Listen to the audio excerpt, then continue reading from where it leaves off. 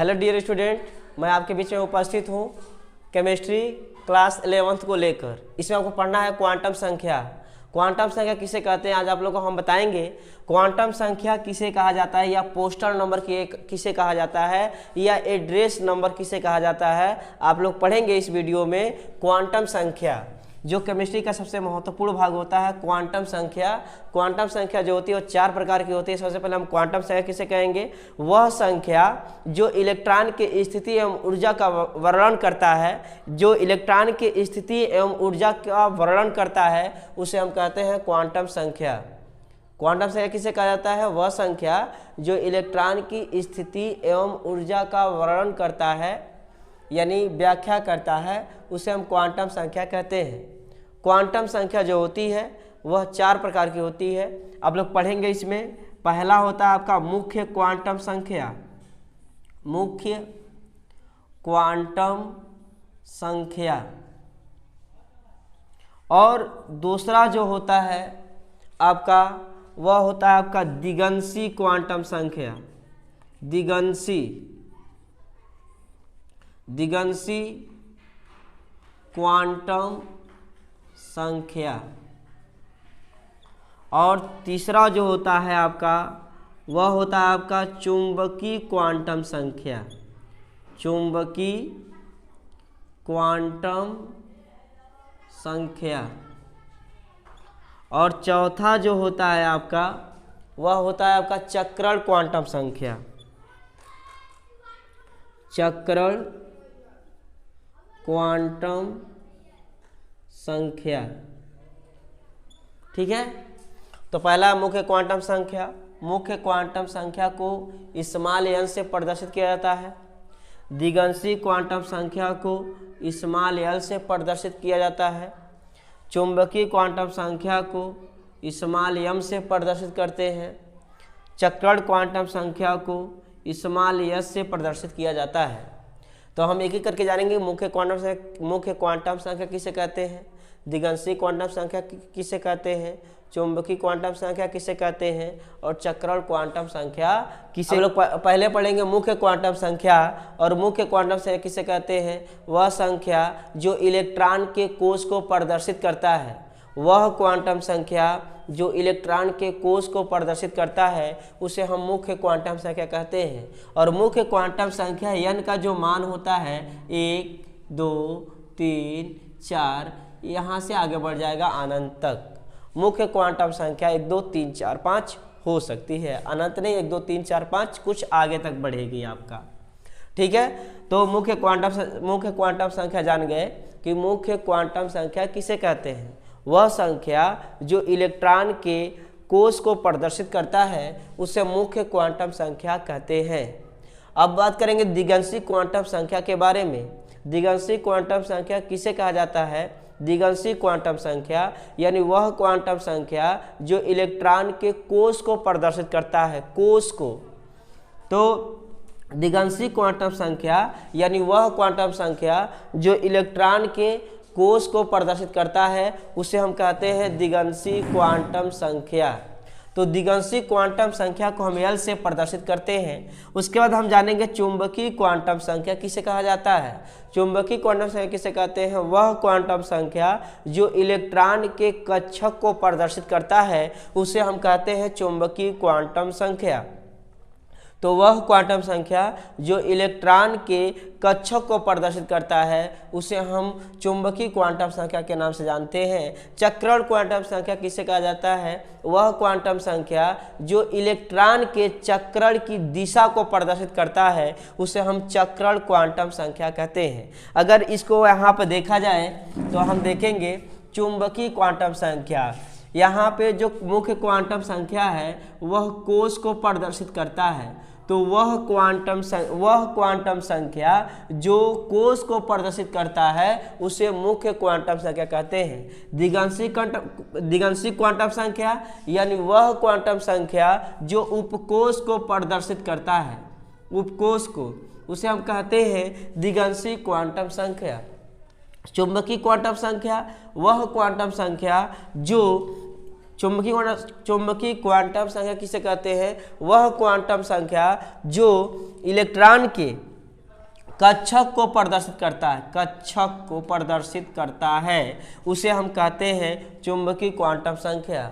और वह क्वांटम संख्या जो इलेक्ट्रॉन के चक्रण की दिशा को प्रदर्शित करता है उसे हम चक्रण क्वांटम संख्या कहते हैं। और ऐसे हम चारों क्वांटम संख्याओं को अच्छी तरीके से जान चुके हैं। अब चलिए इसमें कुछ हम आप लोगों को और चीज़ बताते हैं नोट में।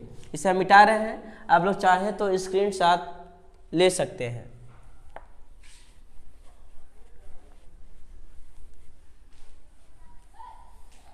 इधर आप लोग ध्यान देंगे, यहाँ पे एक बात आपको ध्यान देना है कि यदि मुख्य क्वांटम संख्या, ये नोट है, नोट नंबर 1 है, मुख्य क्वांटम संख्या, मुख्य क्वांटम संख्या, मुख्य क्वांटम संख्या। और यहाँ पे हम लिख रहे हैं दिगंशी क्वांटम संख्या। तो देखेंगे यहाँ पे है आपका मुख्य क्वांटम संख्या।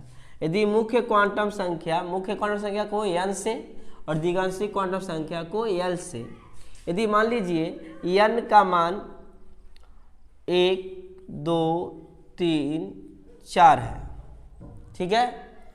तो यदि n का मान 1 है तो दिगंशी क्वांटम संख्या का मान भी 1 होगा। कितना होगा? 1 होगा। तो यहाँ पर 1 होगा तो दिगंशी क्वांटम संख्या का जो मान होगा वो 0 से स्टार्ट होता है। n का मान अगर 1 है तो दिगंशी क्वांटम संख्या का मान 0 से होगा। यदि मुख्य क्वांटम संख्या n का मान 2 है तो इसका मान जो होगा वह 0 होगा, फिर 1 होगा, फिर 2 होगा, यानी ये 0 से स्टार्ट होता है। यदि मुख्य क्वांटम संख्या n का मान 3 है तो दिगंशी क्वांटम संख्या का जो वैल्यू होगा वह 0 होगा, 1 होगा, 2 होगा, 3 होगा, ठीक है। सॉरी 2 ही तक जाएगा, थोड़ा एक्स्ट्रा लिख दिए हैं। यदि 1 है दिगंशी क्वांटम संख्या मान भी कितना होगा? 1 होगा, लेकिन 0 से।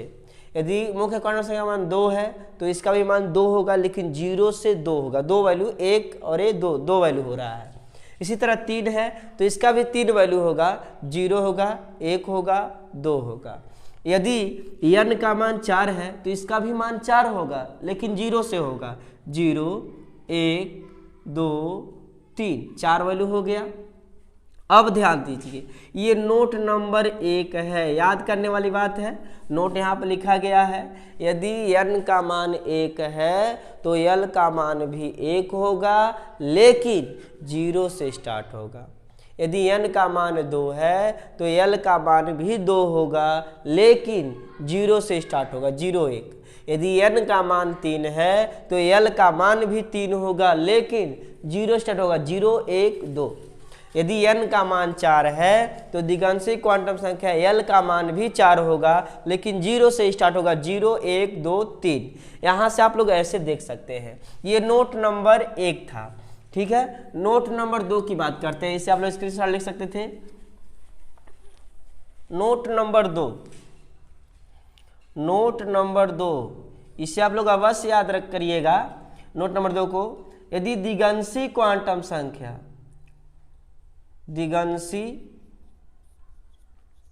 क्वांटम संख्या और दिगंशी क्वांटम संख्या को, दिगंशी क्वांटम संख्या को इस्तेमाल या समझ करते हैं तो उपकोष क्या होगा?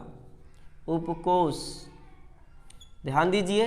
यदि दिगंशी क्वांटम तो उपकोष क्या होगा? उपकोष मतलब उपकोष आप लोग जान ही रहे होंगे। यहाँ आप देखिए आगे। हाँ, तो हम ये बता रहे थे नोट नंबर 2 के अंतर्गत, 2 को ध्यान दीजिए। दिगंशी क्वांटम संख्या l है तो उपकोष क्या होगा? यदि दिगंशी क्वांटम संख्या का मान 0 है, 1 है, 2 है, 3 है तो यह होगा yes उपकोष P, D, F, S, P, D और F। यहाँ से आप लोग देख सकते हैं।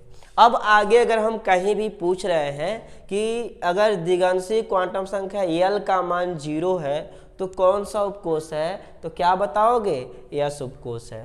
यदि हम आप लोगों से पूछ रहे हैं कि दिगंशी क्वांटम संख्या L का मान 1 है तो आप लोग क्या बताओगे कि कौन सा उपकोष है, पी उपकोष है। यदि दिगंशी क्वांटम संख्या L का मान 3 है तो कौन सा उपकोष होगा, F उपकोष होगा। यदि दिगंशी क्वांटम संख्या L का मान 2 है तो कौन सा उपकोष होगा, D उपकोष होगा। बात समझ में आई, अच्छे से तरीके से देख सकते हैं। अब आगे हम देखेंगे, कुछ क्वेश्चन देखेंगे,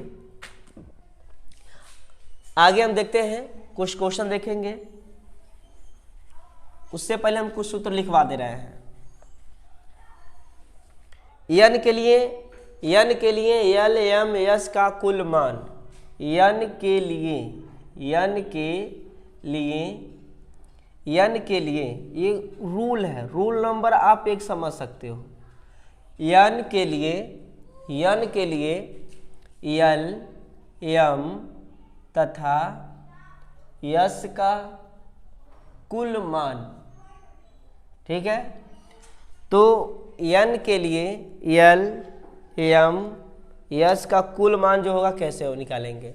n के लिए L M तथा यश का कुल मान, तो L का जो कुल मान होगा, L का कुल मान जो होगा वह होगा आपका n, यानी n का जितना मान होगा उतना ही L का मान होगा। यदि n का मान 4 है तो L का मान भी 4 होगा।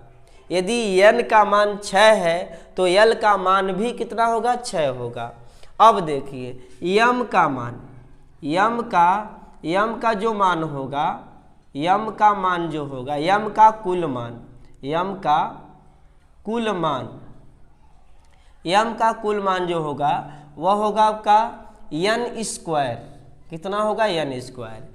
कहने का मतलब यह है यदि n का मान 2 है तो m का मान जो होगा उसका वर्ग होगा। 2 का वर्ग कितना होगा, 4। यदि n का मान 3 है तो 3 का वर्ग कितना होगा, 9। इसी तरह यश का कुल मान और यश का कुल मान जो होगा वह होगा 2n स्क्वायर, यानी वर्ग का दूना कर दिया जाए तो वह निकल जाएगा यश का कुल मान। तो हम देख सकते हैं n के लिए L M तथा यश का कुल मान। n मतलब मुख्य क्वांटम संख्या, L मतलब दिगंशी क्वांटम संख्या, M मतलब चुंबकीय क्वांटम संख्या, यश मतलब चक्रण क्वांटम संख्या। तो L का कुल मान जो होगा वह n के बराबर होगा, M का कुल मान बराबर होगा n स्क्वायर और यश का कुल मान बराबर होगा 2n स्क्वायर। ठीक है, यहाँ से निकाल सकते हैं। अब रूल नंबर 2 देखेंगे हम। रूल नंबर 2, L के लिए n, L के लिए M तथा यश का कुल मान, L के लिए M तथा यश का कुल मान। तो हम देखेंगे L के लिए M तथा यश का कुल मान। यहाँ पर M का कुल मान जो होगा, M का कुल मान जो होगा वह होगा आपका 2l+1। M का कुल मान जो होगा वह होगा 2l+1। उसके बाद लिखेंगे यश का कुल मान, और यश का जो कुल मान होगा वह हो जाएगा 2l+1। तो हम देख सकते हैं कि M का जो कुल मान होगा 2l+1 और यश का कुल मान जो होगा वह होगा 2l+1। ठीक है, अब इतना जानते रहेंगे तो आगे का जो होगा वो बहुत अच्छी तरीके से समझ में आएगा। फिलहाल इस वीडियो में बस इतना ही रख रहे हैं और आगे हम यहीं से स्टार्ट करेंगे और इसके कुछ न्यूमेरिकल आप लोगों को बताएंगे। धन्यवाद।